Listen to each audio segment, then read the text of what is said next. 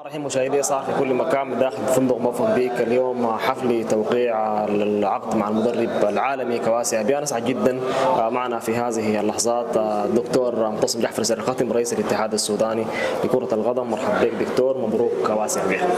مرحبا بكل المتابعين، ونحن سعيدين في هذا اليوم المبارك أن يتم توقيع العقد مع كابتن كواسي أبيان، واحد من نجوم القارة الأفريقية ككل، والذي برز نجمه لا يحتاج مننا إلى كثير من التزكية، بل نحن سعيدين أنه قبل التحدي معنا في تولي الإشراف على المنتخب السوداني الأول، وكذلك إشرافه على كل المنتخبات الأخرى من حيث اكتشاف المواهب. المملكة العربية السعودية قدمت أو قامت بوقفة قوية جدا خلف السودان وخلف المنتخب السوداني.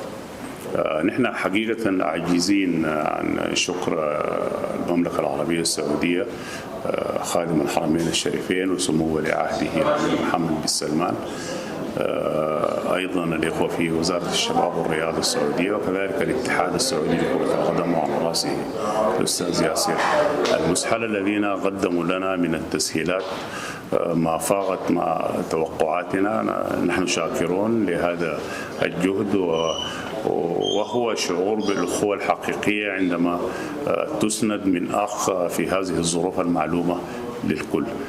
نحن متواجدين في المملكة العربية السعودية على مستوى كل منتخباتنا الوطنية التي أقامت معسكرات في المملكة العربية السعودية، وساعون بإذن الله أن نستفيد من هذا المعسكر في أن يتم إعداد لاعبي المنتخب الأول على هبة الاستعداد للدفاع عن شعار الوطن في التصفيات المؤهلة لنهائيات كأس العالم بإذن الله.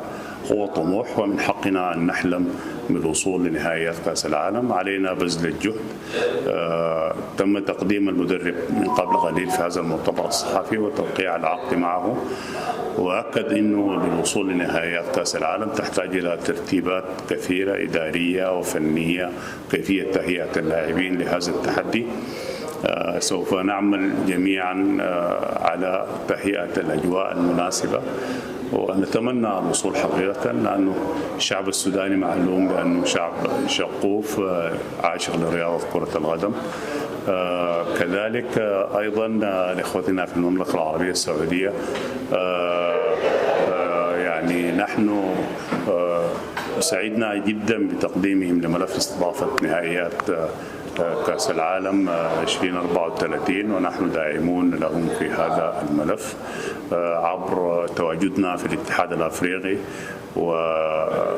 وحصولهم على موافقة كل الاتحادات الأفريقية بإذن الله داعمين لهذا الملف. إن شاء الله. شاكرين لك جدا ومقدرين في أسعار قناة السعار. شكرا جزيلا، ونتمنى التوفيق.